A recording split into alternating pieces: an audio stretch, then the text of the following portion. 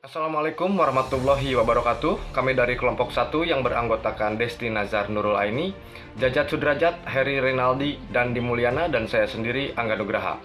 Pada kesempatan kali ini kami mencoba mempresentasikan secara singkat mengenai negara dalam hal cara-cara pemberian pengakuan.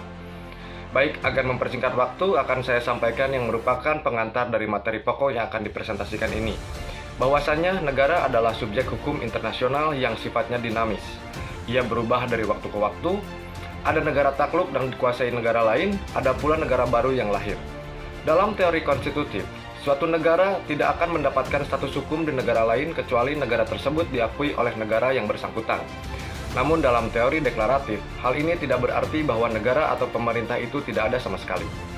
Negara-negara yang hendak memberikan pengakuan kepada pemerintah atau negara baru dapat menempuh cara-cara dalam pemberian pengakuan, atau modes of recognition. Dalam hal ini terdapat 4 cara yang akan disampaikan oleh rekan-rekan saya. Untuk cara pertama akan disampaikan oleh rekan saya, Heri Rinaldi. Dipersilakan. Baik, untuk cara yang pertama yaitu pengakuan yang tegas. Suatu pengakuan disebut pengakuan yang tegas apabila suatu negara mengakui melalui pernyataan yang terang-terangan terhadap suatu pemerintah atau negara yang baru merdeka.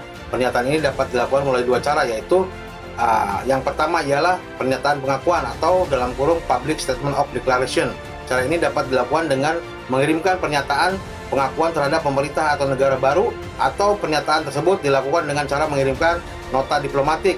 Dan yang kedua ialah pengakuan melalui perjanjian. Pemberian pengakuan yang tegas melalui perjanjian biasanya dipraktikkan oleh Inggris di dalam memberikan kemerdekaan kepada negara-negara koloninya.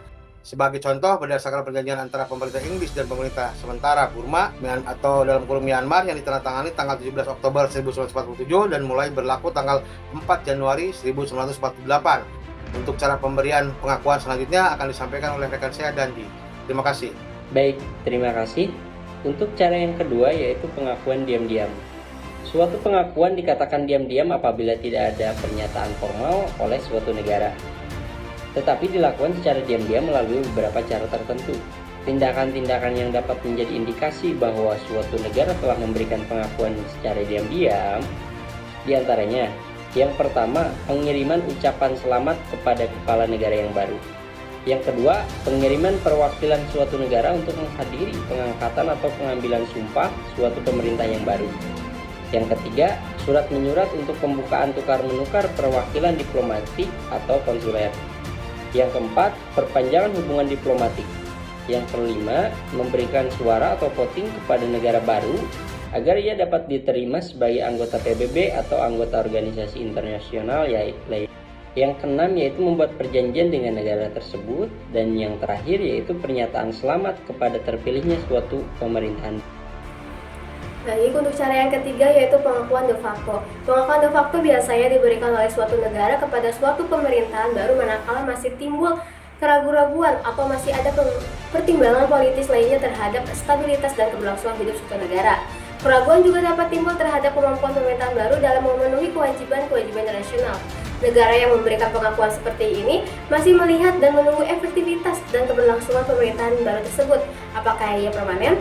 Apakah ia dihormati dan ditaati oleh rakyatnya? Apakah ia berhasil menguasai dan mengontrol efektivitas wilayahnya? Dapat pula dikatakan bahwa pengakuan de facto diberikan oleh suatu negara semata-mata berdasarkan bahwa pemerintahan tersebut secara nyata berkuasa di dalam wilayahnya. Untuk cara yang terakhir akan disampaikan oleh rekan saya, Jajak. Baik, terima kasih. Untuk cara yang terakhir yaitu pengakuan de jure. Pengakuan de jure diberikan kepada suatu pemerintah baru apabila negara tersebut sudah tidak ragu-ragu lagi terhadap eksistensi pemerintah baru. Dalam hal ini, pengakuan de facto dapat dianggap sebagai langkah awal untuk kemudian diberikan pengakuan de jure.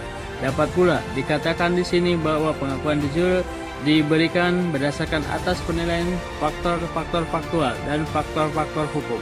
Sebagai contoh, Inggris mengakui secara de facto pemerintah baru Uni Soviet pada tahun 1921 dan pengakuan de jure-nya baru diberikan pada tahun 1924.